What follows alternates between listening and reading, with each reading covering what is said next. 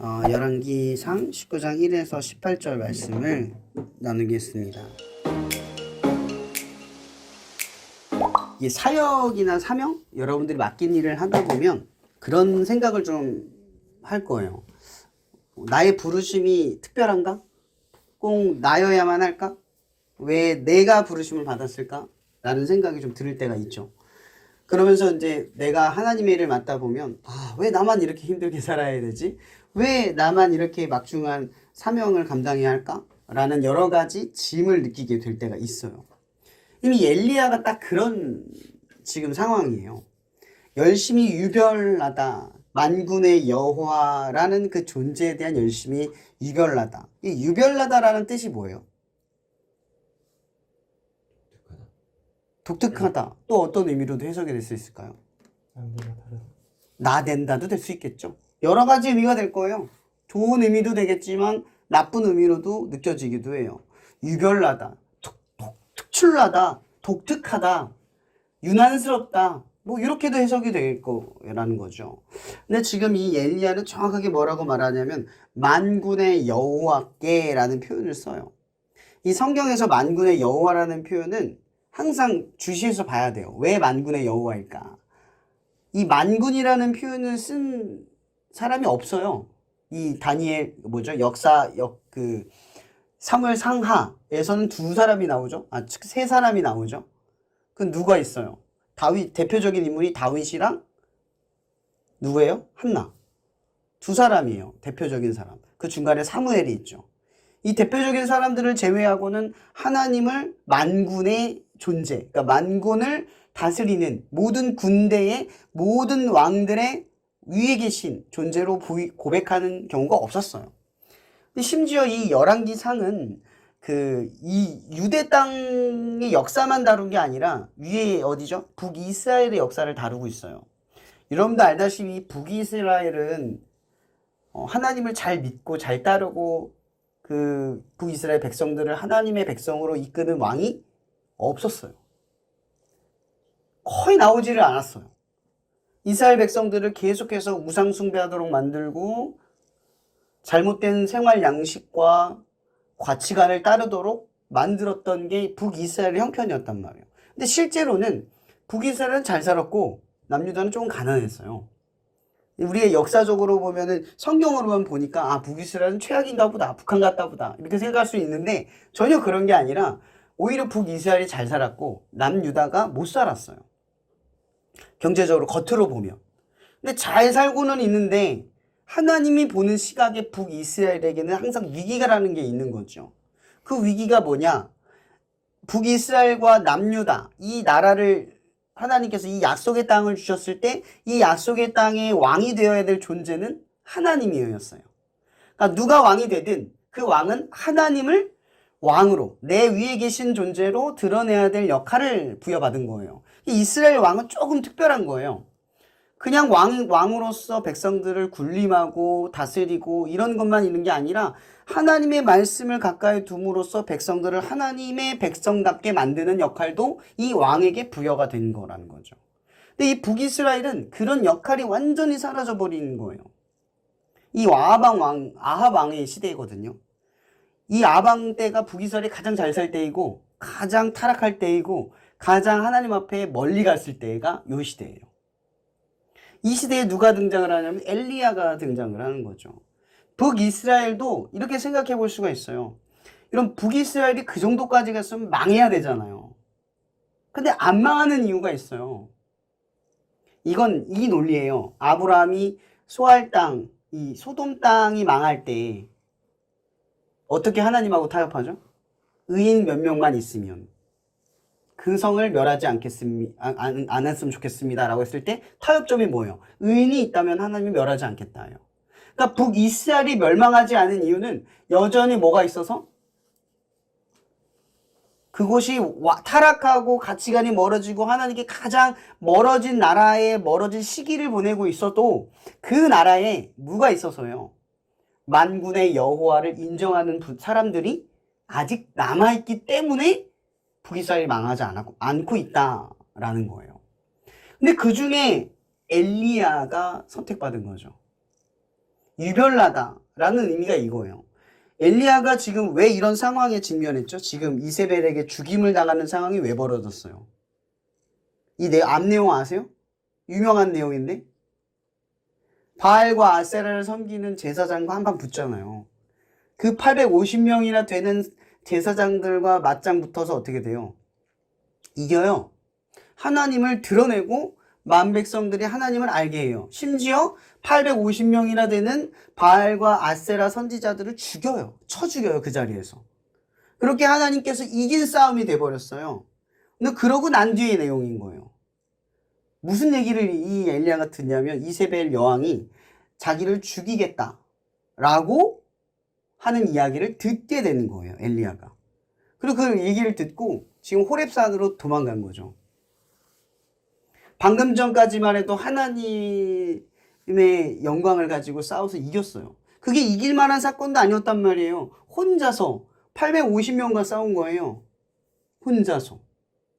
정말 말도 안 되는 거죠. 근데 그렇게 할 수 있었던 건 하나님께서 엘리야를 통해서 어떠한 계시, 그러니까 비가 내리지 않는 계시를 주심으로써 하나님의 주권이 모든 송사가 하나님께 있다라는 걸 엘리야를 통해서 보여줬기 때문에 그런 사건이, 그런 배경이 일어날 수 있었던 거거든요. 그 애초에 이 엘리야와 850명이나 되는 바알과 아세라 선지자가 대립을 할 수 있었던 건 엘리야가 특별하거나 특출나거나 대단해서가 아니라 하나님께서 엘리야를 통해서 모든 주권이 이 하나님에게 있다라는 사실을 이 비가 내리지 않는 사건으로 보여줬기 때문이에요. 그것 때문에 이런 일이 벌어진 거예요.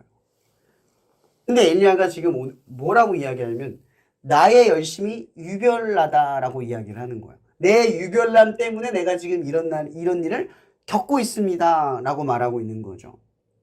맞는 말이면서 틀려요. 맞는 건 뭘고 틀린 건 뭘까요? 분명히 맞는 건 유별난 행동을 했어요. 열심히 특출난 것도 맞아요. 그러나 그가 처한 위기와 어려움의 이 상황은 유별남 때문이 아니라 하나님 때문이에요. 포인트를 정확히 잡아야 돼요. 지금 이 엘리야가 겪고 있는 문제는 자기의 어떤 행동 때문이라고 생각할 수 있지만 사실은 하나님 때문에 겪고 있는 문제라는 거죠. 하나님을 드러냈기 때문에. 그가 하는 행동은 자기의 어떤 선한 의식이나 하나님을 위한 어떤 선동가적인 하나님에 대한 올바른 선택 때문에 벌어진 일이 아니라 하나님이 주신 뜻대로 행동하다 보니까 이렇게 온 거예요. 근데 지금 이 엘리야가 하나님 앞에 찾아가서 하는 기도를 가만히 살펴보면 그렇게 돼 있는 거죠. 주권이 자기에게 있는 거예요. 이 일이 내가 한 일이 돼버리는 거예요. 그러니까 뭐가 되냐면 이제 나밖에 없다. 나를 데려가 달라. 이런 얘기까지 되는 거죠. 이 얘기는 내가 이제 하나님의 맡긴 일을 감당할 수 없으니 나를 데려가 주세요. 이 일에서 나를 배제해 주세요. 나는 더 이상 할 수 없습니다. 라고 말하는 거예요. 근데 실제로 이게 엘리야가 겸손해서 한 말이 아니라 사실은 겸손한 것이 아니라 이걸 내가 했다가 바라보는 마음이 컸기 때문에 그런 거예요. 이걸 내가 감당한다고 생각하니까 내가 한 일처럼 보이는 거죠. 근데 하나님이 한 일처럼 봤으면 이건 내가 감당할 일이 아니에요. 하나님이 감당할 일이죠. 근데 내가 감당할 일처럼 보였다는 건 내가 했다는 인식이 이 엘리야가 가지고 있었다라는 거예요. 우리도 유별남이 있죠. 하나님을 위해서 유별나게 살아가요. 독특하고 유난스럽게 살아가죠. 근데 우리는 누구의 힘으로 이걸 감당하나요? 때론 지치고 힘들 때, 어려울 때 우리는 하나님 때문에 이런 일이 벌어졌다가 아니라 내 열심 때문에, 내 믿음이 좋아서, 내가 하나님을 믿는 믿음이 유난스럽고 독특하고 특별해서 구별된 나의 모습 때문에 이런 일이 벌어진다 라고 생각할 때가 참 많아요. 그래서 온전히 하나님이 책임져 주시는 삶을 사는 게 아니라 자꾸 믿음을 갖고 있으면서도 하나님을 믿는데도 내가 책임지는 인생을 살아요. 근데 정말 이 하나님의 역사는 특별한 건 그런 거예요. 보세요. 이 엘리야가 잘못된 마음, 잘못된 생각으로 하나님 앞에 기도를 해요. 중요한 건 이 엘리야가 잘못된 생각을 하고 있어도 그가 바라는 방향이 하나님이에요. 이 하나님이 우리를 대하시는 이 방식을 한번 보세요. 내가 잘못되고 틀려도 올바르지 않은 생각을 하여도 내가 하나님 앞에 기도하면 하나님은 나를 위해서 응답하시는 분이라는 거예요. 하나님은 그 엘리야에게 역사하세요. 그리고 말씀하시는 거죠. 내가 7,000명이나 되는 바알에게 무릎 꿇지 않는 사람들을 예비하였다. 라는 거죠. 이 엘리야가 무슨 생각을 했을까? 이 엘리야를 대신하여 예후라는 사람을 예비할 것이고 또 엘리사라는 제자를 통해서 너의 일을 맡길 것이다. 하나님이 이런 말씀을 하세요. 이런 말씀을 하시다는 건 딱 무슨 얘기냐면 엘리야의 중압감, 자기가 나 혼자다, 내가 다 감당해야 한다, 나밖에 없다라는 중압감을 완벽하게 벗겨내버리는 거예요. 7,000명이나 있다는 거죠. 이 얘기는 무슨 느낌을 받겠어요, 엘리야가? 나 혼자인 줄 알았는데, 나밖에 없는 줄 알았는데, 내가 대단한 줄 알았는데, 아니에요. 엘리야가 아니었다면 다른 7,000명 중에 한 사람이 엘리야의 역할을 할 수 있었다는 거예요. 참으로도 이게 놀라운 거라는 거죠. 엘리야는 나밖에 없고 내가 해야 된다라고 생각해서 그 일을 맡았는데 생각해보니 그 일은 내가 중요한 역할이 아니었던 거예요. 그리고 또 뭐라고 말씀하시냐면 내가 사라지면 이런 거죠. 엘리야 내가 사라지면 북이스라엘은 끝장난다. 내가 이런 일을 더 이상 하지 않으면 하나님의 일은 끝나겠다. 이게 엘리야가 지금 가지고 있는 마음이거든요. 근데 하나님께서 뭐라고 말하냐면 엘리야가 끝나면 다 끝나는 일이 아니라 너를 대신하여 이렇게 말을 하는 거예요. 아하 왕과 이세벨에게 심판을 할 일을 내가 예비하였으니 네가 하지 못하면 얘가 할 거고 얘가 아니면 얘가 할 거다. 이거예요. 예후를 세워서 예후가 못하면 엘리사가 할 거야. 이 얘기는 뭐냐면 네가 아니어도 내가 할 거야. 어느 누구를 통해서 내가 할 거야. 내가 책임질 거야. 이런 얘기를 하시는 거예요. 여러분 이 엘리야가 지금 왜 기도하러 들어갔죠? 호렙산에. 죽는 게 두려운 거예요. 하나님의 큰 역사와 능력을 경험했지만 당장 내가 이 현실의 치세에서 나를 죽인다라고 하는 현실의 압박감. 그걸 견뎌내지를 못하는 거예요. 근데 우리도 마찬가지잖아요. 광야를 지냈던 이스라엘 백성도 마찬가지였어요. 그들이 맨날 하나님 앞에 원망했던 문제가 뭔지 아세요? 먹고 마시는 거였잖아요. 하나님이 그렇게 능력을 주셔서 뭔가를 해결하고 뭔가를 없애고 뭔가를 이끌어내시고 아무리 능력을 보여주고 보고 경험을 해도 항상 우리는 어떤 문제에 무너지냐면 현실적인 문제에 넘어지는 거예요. 되게 크고 막막한 문제에 무너지는 게 아니에요. 어떻게 먹고 살지? 앞으로 어떻게 살아야 하지? 라는 그 문제 앞에 늘 무너진다는 거예요. 엘리야도 똑같은 거예요. 여태까지 하나님이 이 놀라운 일들을 일으켜서 사람들이 이 엘리야는 하나님이 세운 선지자라고 하는 그런 인정을 받게 만드셨지만 그럼에도 불구하고 이 엘리야는 나를 죽인다는 그 한마디, 현실의 문제 앞에 움츠러들 수밖에 없었다는 거죠. 이게 우리의 모습이라는 거예요. 마찬가지로 우리가 하나님 앞에 대단한 일, 큰 일을 하여도 아니면 여러분들이 사역적이든 아니면 개인적인 삶에서 어떤 큰 일을 하여도 우리는 언제나 작은 문제에 주눅들기 쉽다라는 거예요. 하나님을 믿는 하나님의 자녀, 하나님의 거룩한 능력을 수없이 경험한 하나님의 백성이어도 여러분의 현실을 가만히 보면 가장 작은 문제에 움츠러들고 가장 작은 문제에 도망치고 싶은 마음을 먼저 갖는다라는 거예요. 이 엘리야는 우리와 성정이 다르지 않아요. 똑같은 어려움, 똑같은 성정 속에서 부족함, 연약함 속에서 선 거라는 거죠. 그래서 이 성경의 인물들을 통해서 우리가 깨닫는 건 저건 엘리야니까 가능해. 이게 아니에요. 엘리야가 나 같은 사람인 거예요. 우리가 저런 상황이라는 거죠. 하나님께서 엘리야를 선택하셔서 그를 3년 동안 까마귀를 통해서 먹을 거를 공급하시고 이 북이스라엘에게 기근을 주셨을 때 이 엘리야는 한 게 없잖아요. 뭐가 대단해서 하나님이 선택한 거예요? 그 일을 통해서 바알과 아세라라는 850명의 제사장을 죽였을 때 그 선택은 자연스럽게 연결이 된 거예요. 처음에 엘리야가 계속 시작부터 순종적이었나요? 그 동굴에 들어가서 3년을 버틸 때도 얼마나 원망을 하고 실증을 내고 갈증을 냈는데요. 먹을 거 없다고. 난 어떻게 사냐고. 바알과 아세라 선지자 앞에 섰을 때 담대하게 섰던 것도 하나님께서 그 3년 이후에 비를 내리겠다고 하는 약속의 언약을 계속해서 지켜주시고 그를 통해서 그의 자리를 하나님이 세운 대리자로 사람 앞에 증명했기 때문에 설 수 있었던 거예요. 계속해서 이 엘리야가 그런 하나님의 권능과 능력 속에서 세움을 받고 그 역할을 감당했지만 결국 현실의 문제 앞에서 아무것도 아닌 자기 자신을 깨달았다라는 거예요. 더 중요한 것은 이런 거죠. 우리가 현실의 문제 앞에 무너져도 여전히 우리가 하나님 앞에 특별나서 유별나서 선택받은 것은 아니어도 우리에게 중요한 문제가 하나 있다는 거예요. 하나님이 우리에게 중요하게 보시는 문제가 있다는 거죠. 그게 뭐냐? 방향이에요. 방향. 여러분 제가 얘기하지만 엘리야의 유별난 점은 뭐예요?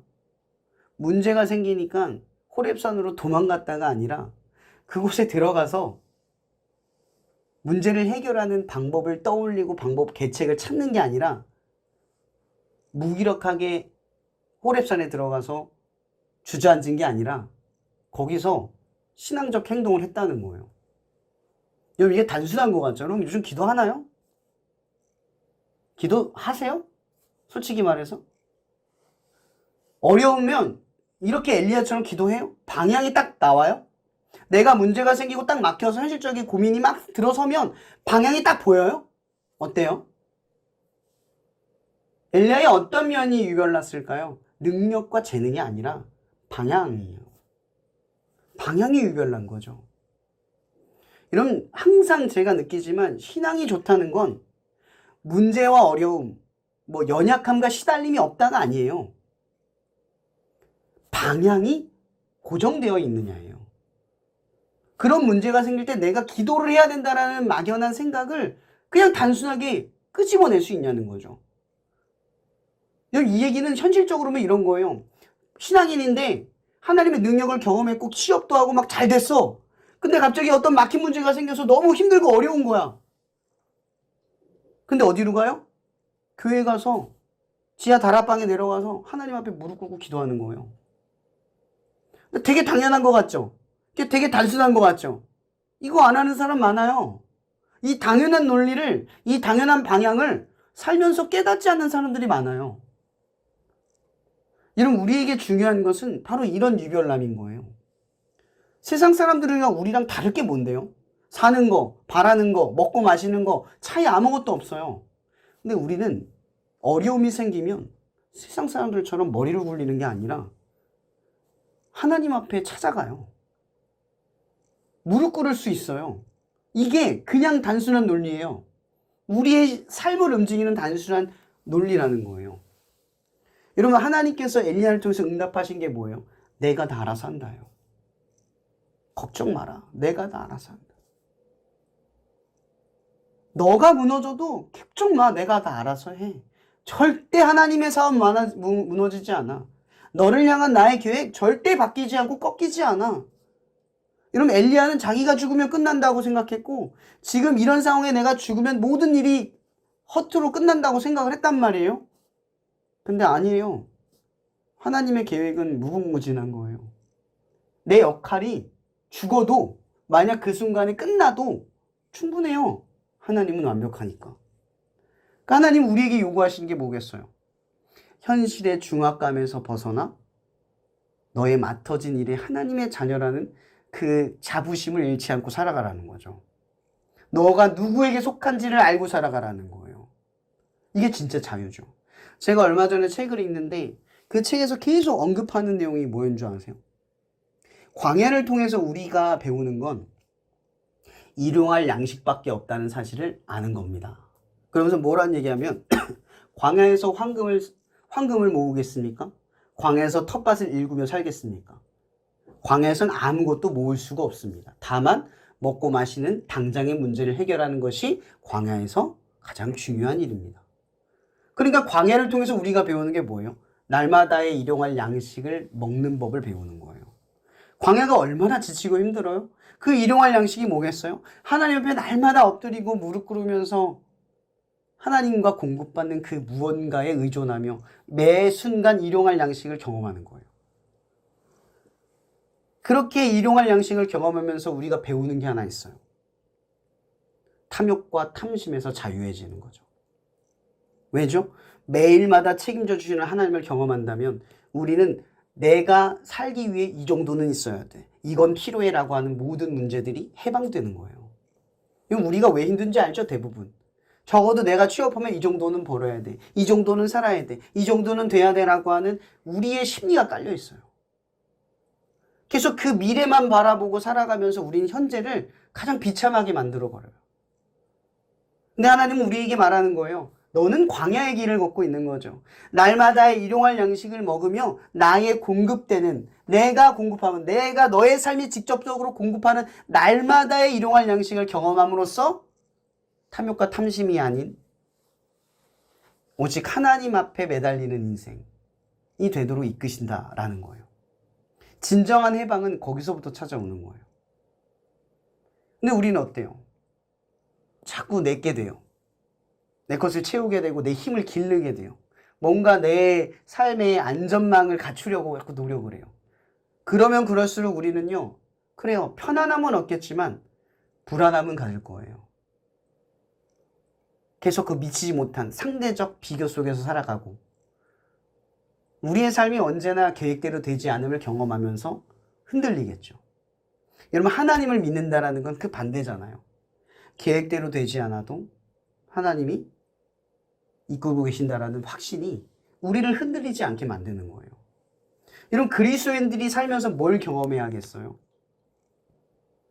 날마다의 일용할 양식이라는 거죠. 대단하고 큰 일을 경험하는 건 중요하지 않아요. 여러분, 엘리야가 기도를 통해서 하나님의 말씀을 통해서 이 응답을 받음으로써 뭘 배웠을까? 우리는 그걸 주목해야 한다고 생각해요. 이 마지막 응답. 내가 다 책임져. 내가 널 이끌어. 괜찮아. 충분해. 넌 무너지지 않아. 네가 끝나도 끝난 게 아니야. 네가 하는 일은 너 때문에 무너지지 않아. 라고 하는 사실을 우리에게 일깨워준다는 거예요. 이게 여러분이 직업을 갖든 공부를 하든 자격증을 따든 뭐든 그 모든 문제에 하나님이 개입되면 우리는 그 일에 두려움을 느끼지 않는 삶으로 점점 변화되어 가는 거예요. 우리에게 중요한 건 변화인 거죠. 지금 당장 뭔가를 얻는 게 중요한 게 아니에요. 지금 내게 1억을 갖는 게 중요한 게 아니라 1억만큼 변화된 삶이 필요한 거예요. 하나님이 여러분의 삶을 바꾸는 삶. 날마다 연차가 쌓일수록 1년, 2년. 이러면 이스라엘 사람들이 40년의 광야를 지내도 바뀌지 않아요. 하나님이 요구하시는 건 바뀌는 거였잖아요. 가나안 땅, 하나님과 함께할 그 땅에 들어가서 하나님을 예배하고 하나님을 찾고 하나님이 주인임을 드러내는 그걸 바라셨단 말이에요. 근데 이스라엘이 그 성경에 보면은 역사에 나오는데 참 암울하게도 무슨 얘기냐면 6월절 알죠? 이스라엘이 6월절을 언제 지키는 줄 아세요? 모르죠. 거의 망하기 직전. 마지막 거의 대가 돼서 지켜요. 한 번. 대단하지 않아요? 그렇게 하나님을 믿고 경험하고 약속의 땅에 들어갔는데 그 땅에 들어가서 약속을 지키기는커녕 약속을 지키지 않고 살아가요. 근데도 하나님께서 그 땅의 백성들을 놓지 않고 지키시는 거예요. 참 아이러니하죠. 뭔가 굉장한 열심이 있고 뭔가를 다 지킨 그 남유다와 북이스라엘이 하나님의 백성이기에 하나님이 특별해서 지키고 붙드는 것처럼 보이지만 그 모든 게 다 사실은 은혜인 거예요. 하나님께 충족된 건 아무것도 없는데 그냥 하나님의 방향을 갖는 사람들만 있으면 지키고 보호하시는 거죠.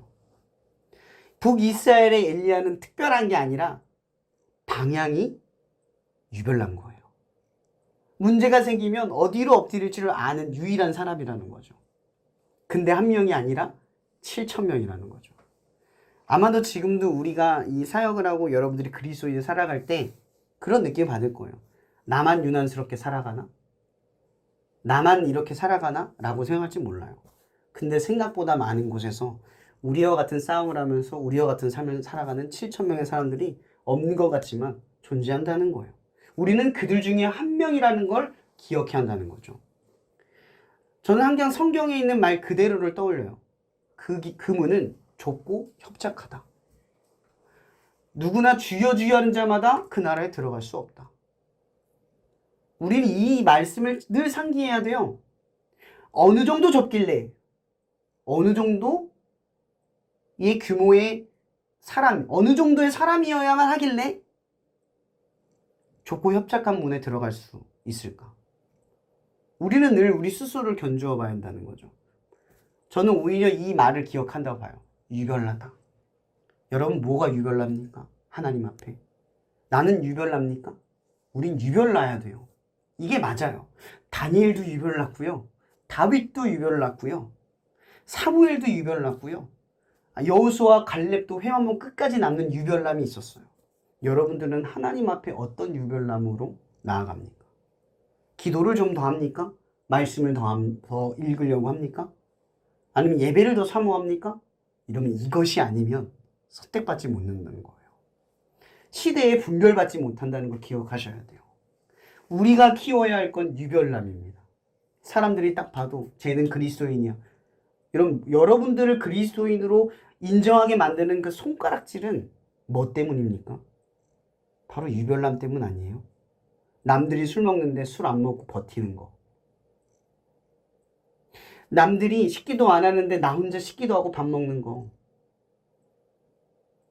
남들이 어디 이동할 때 기도 안 하는데 나는 기도하고 시작하는 거. 남들이 안 하는 걸 하는 거. 세상 사람들이 안 하는 거 하는 거. 보통의 신앙 가지고 종교심을 가지고 하나님을 대하는 사람들이 안 하는 걸 하는 거. 그게 우리의 사명이라는 거죠. 저는 오늘 말씀을 나누면서 한 가지만 도전받았으면 좋겠어요. 유별남을 키우십시오. 보통의 그리스도인보다 유별남을 키우세요. 이것이 아니면 우리는 드러나지 않고 증명될 수 없습니다. 기도하고 마칠게요. 사랑해 주님 감사합니다. 오늘 우리가 엘리야를 통해서 말씀을 나눕니다. 우리는 성경 속의 인물들을 바라보며 나는 그렇게 할 수 없다. 내게야 뭔가 동떨어진 것처럼 바라볼 때가 참 많았음을 고백합니다. 그러나 하나님, 이제 우리는 어느 시대를 살아갔던 유별남 없이 하나님 앞에 드러나지 않는 인생이 되지 않고서는 안 된다는 것을 우리는 이제 사명으로 받아들입니다. 하나님, 우리 날마다 이 유별난 삶을 살아가며 하나님의 자녀임을 늘 증명할 수 있게 도와주시옵소서. 그것이 어느 곳이든 하나님 앞에 유별나게 살아가는 그리스도인의 삶을 결단코 잃어버리지 않게 하여 주시옵소서. 현실의 문제가 우리를 주저하게 만들 때 하나님, 그것에 맞서 우리의 유별남을 드러내게 도와주시옵소서. 또한 이러한 유별남이 내 열심 때문에 오는 고생과 수고가 아니라 하나님 때문에 오는 고생과 수고임을 알게 하시고, 또한 그러한 역경 속에서 우리의 부족한 연약함 속에 무너져 갈 때에도 하나님이 책임져 주시는 날마다의 일용할 양식을 의지하고 먹어 하나님을 경험하는 날마다의 삶이 될 수 있도록 또한 우리를 인도하여 주시옵소서. 모든 것을 주님께 의탁하며 살아계신 예수 그리스도 이름으로 기도합니다.